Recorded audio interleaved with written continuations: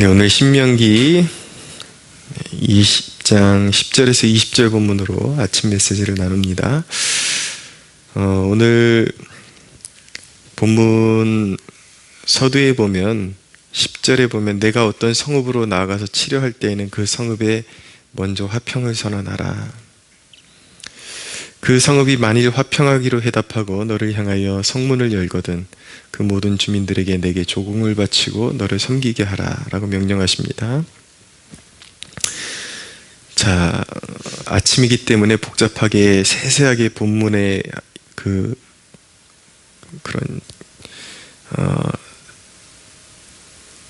특징을 일일이 설명하지는 않겠습니다. 다만 이 말씀을 통해서 복음의 원리를 우리는 발견하게 됩니다. 첫째로 우리가 이 대목을 통해서 복음에 대해서 생각해 보게 될 메시지는 무엇이냐면, 복음은 먼저 죄인들에게 화평을 받아들일 것을 제안한다라는 것입니다. 예수님께서 친히 하신 말씀이 있습니다.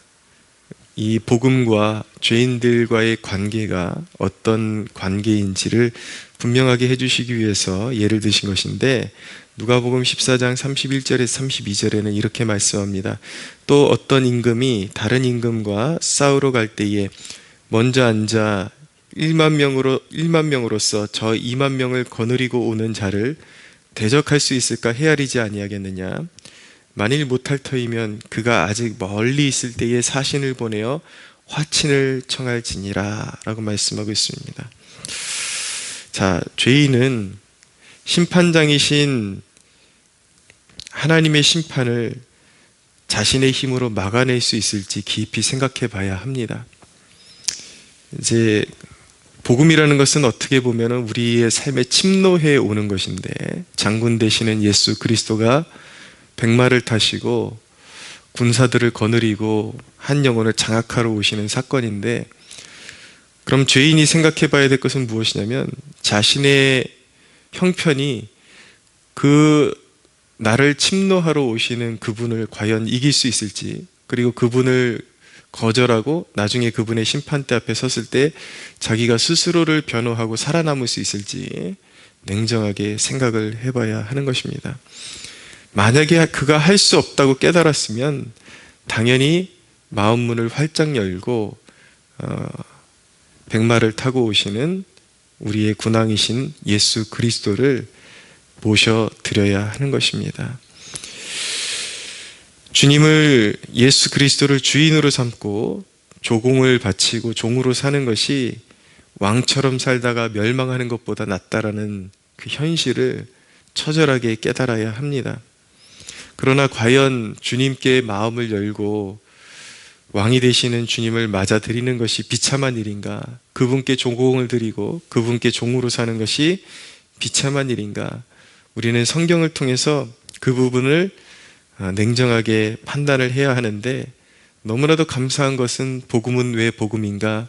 그분을 받아들이는 성읍마다, 그분이 장악하는 성읍마다 실은 종이 되는 것이 아니라 종에서 풀어 자유케 하시는 역사가 일어나기 때문인 것이죠. 신약에 보면 수로보니게 여인에 관한 기사가 나오는데, 이 여인이 예수님께 나와서 간절하게 은혜를 구하자 예수님께서 하신 말씀이 무엇이냐면, 내 자녀의 떡을 취하여 개들에게 던질 것은 존재하지 않는다라고 말씀하셨을 때에 이 여인이 예수님께 보여드린 반응은 무엇이었냐면, 주여, 개들도 제 주인의 상에서 떨어지는 떡부스러기를 먹나이다 라고 대답을 했을 때에 예수님께서 그녀의 인내와 그 믿음을 보시고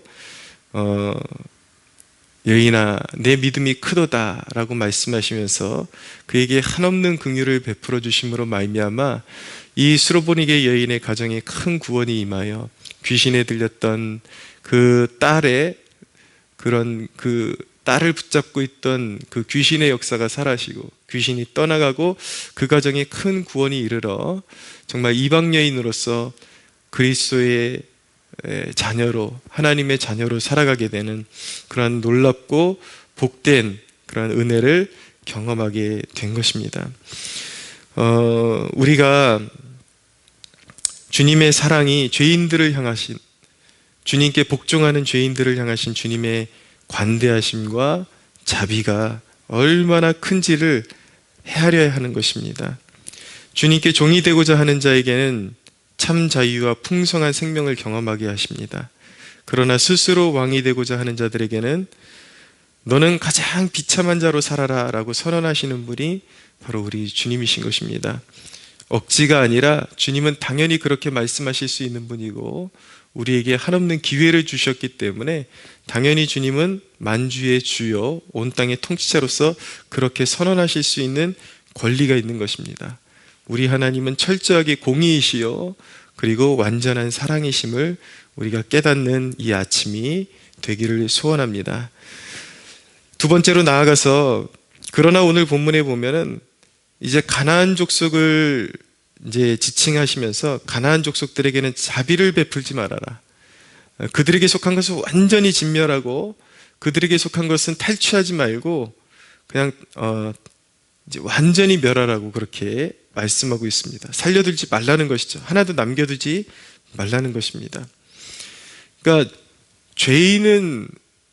죄인에게는 기회를 주고 살아날 수 있는 기회를 주고 품어야 할지 모르겠지만 죄의 덩어리 그 자체는 완전히 멸해야 한다는 것을 성경이 우리에게 가르쳐주고 있는 것입니다. 두 가지 이유가 있는데, 한 가지 이유가 무엇이냐면 새로운 통치를 위한 것입니다. 죄의 권세가 사라져야 거기에 하나님의 나라가 온전히 자리 잡고 하나님의 생명의 원리가 거기서 나타날 수 있기 때문인 것입니다. 두 번째 이유는 죄의 오염으로 인한 변질을 막고자 함인 것인 것입니다. 주님께서 가장 그 가나안 땅에 들어가는 이스라엘 백성들을 향해서 가장 염려하고 계셨던 것은 무엇이냐면 죄악된 세력을 멸하지 않아서 그들의 우상 숭배가 하나님의 자녀들의 공동체에 들어올 것을 가장 염려하고 계셨죠. 그것은 무엇을 의미하는 것입니까? 작은 오염이 온 땅을 뒤덮게 될 것이고, 그리고 그 일은 결국 이스라엘 백성들의 멸망으로 이어질 것이기 때문에 주님께서 하나님께서 그렇게 철저하게 명령하고 계셨던 것입니다. 여러분, 인간의 연약함, 우리가 예수님을 구주로 섬기고 그럼에도 불구하고 우리 죄성이 우리가 죽는 날까지 우리 안에 존재하고 있기 때문에 이렇게 연약함이나 때때로 죄에 빠질 때도 우리는 있다라는 것을 인정할 수밖에 없습니다. 그러나 그 모든 것들이 인간의 연약함에서 나온 것일 때에 주님을 따른다고 따랐음에도 불구하고 주어지는 연약함일 때는 긍휼히 여김을 받습니다. 불쌍히 여김을 받습니다. 그리고 자신의 잘못을 시인하면 주님은 한없는 관대함을 베푸셔서 그 죄를 사해 주십니다. 그러나 영적 게으름과 습관적인 타협에 의한 죄악은 결국 불의의 종으로 자기 자신을 전락시키는 것입니다. 부자유하게 되죠. 우리가 사는 세상에 보면 분명히 쓸만한 땅이었는데 버려진 땅이 존재한다는 것을 보게 됩니다. 분명히 소유주가 있음에도 불구하고 관리가 되지를 않는, 아무짝에도 쓸모없는 버려진 땅처럼 그렇게 존재하는 땅이 있습니다. 잡초만 존재하고 거기에 알곡은 찾아볼 수 없는 그러한 땅이 존재합니다. 적은 하나님 나라에 분명히 두고 있는데 오래전에 예수님을 영접했어요. 그 사람의 적은 분명히 하나님 나라에 있는데 오래전에 그의 삶에는 전쟁이 멈춰져 있고 생명의 향기를 전혀 찾아볼 수 없는 교인들이 부지기수로 존재합니다. 왜입니까? 전쟁을 멈췄기 때문에 그런 것입니다. 기독교는 믿음의 종교이고 진리에 관한 것이기 때문에 왜 주 예수님께서 우리를 장악하시고 대신 싸워주시지 않는가라고 그렇게 질문을 하겠지만, 왜 하나님께서 영적인 싸움을 우리에게 스스로에게 맡겨주셨는가? 그 이유는 무엇이냐면 믿음에 속한 것이기 때문인 것입니다. 그러니까 우리는 싸울 능력이 없어요, 솔직히. 그러나 나의 삶, 영적으로 환원했을 때 나의 땅의 주인을 그리스도이심을 항상 선언하며 싸우기로 결단할 때에 그 믿음을 보시고 그 믿음을 보이는 자들에게 주님은 군마를 보내주시고 천사를 보내주시고 싸울 힘을 주시고 분명히 전쟁은 여호와께 속한 것이라고 말씀하고 있습니다. 분명히 하나님께서 싸워주시고 심지어는 예수님께서는 뭐라고 말씀하셨냐면 담대하라 내가 세상을 이겼노라 완전히 이긴 싸움이다 라고 말씀하셨음에도 불구하고 왜 사람들은 그렇게 영적으로 비참한 상태 가운데 살아가야 하는가? 열매 대신에 온갖 잡초와 가시덤불로 가득한 그런 삶을 살아가야 하는가? 그가 세상을 너무나도 사랑하고 주님의 주권을 인정하지 않고 그가 주님 내가 싸울 수 없으니 나를 살려주소서라고 진심으로 고백하기만 하고 기도의 자리에 한번 엎드리기만 해도 주님이 이길 길을 주시는데도 불구하고 그나마도 하지 않는 게으른 교인들은 결국 그 마음밭이 가시덤불이 되고 그 삶은 마치 그 땅의 주인의 문서는 그 땅의 문서는 예수 그리스도라고 적혀 있음에도 불구하고 실제로 그의 삶을 장악하고 있는 그 세력들은 온갖 마귀와 귀신의 세력들이 장악하고 있는 것과 같은 착각이 불러일으킬 정도로 그렇게 비참한 삶을 살아가는 교인들이 실제로 존재한다는 것을 보게 됩니다.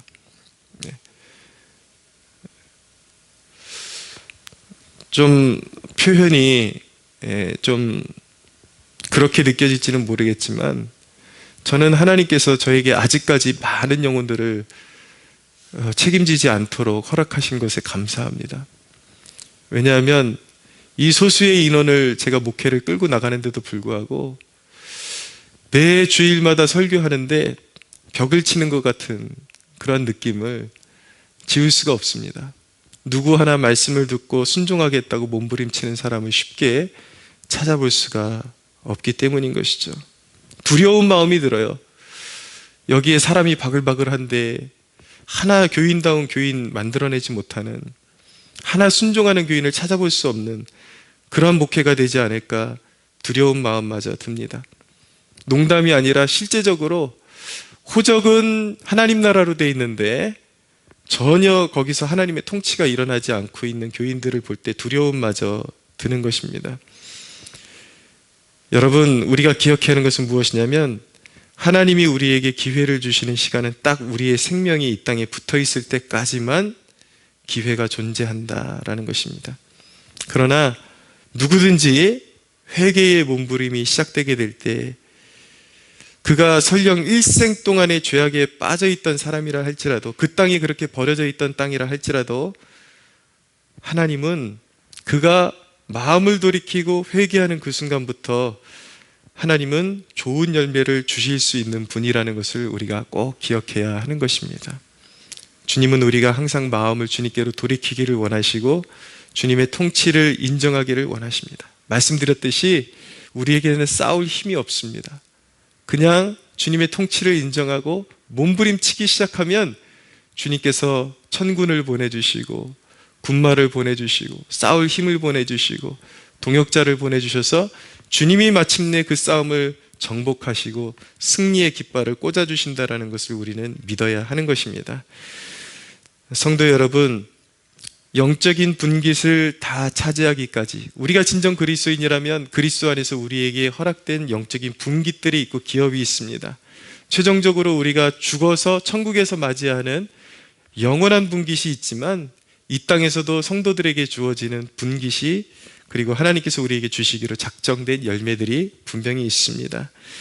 여러분들이 그리스도의 통치를 인정하고 그리스도의 나라가 이곳 가운데 내 마음 가운데 내 삶 가운데 임하시기를 기도하고 그렇게 믿음으로 나아가는 순간 그의 나라가 다시 작동하기 시작하고 그분의 통치가 기쁨으로 분명히 말씀드렸어요. 그분이 능력이 없어서가 아니라 우리가 그분을 인정하기를 기다리고 있는 것입니다. 그분을 인정할 때에 그분의 싸움은 시작되고 원수들은 물러가기 시작할 것이고 그곳에 생명의 역사들이 일어나게 될 것을 오늘 믿음으로 취하시고 여러분들의 삶 가운데 멈춰있던 영적인 싸움을 다시 시작하는 복된 십자가의 군병들 되시기를 예수님의 이름으로 축복합니다.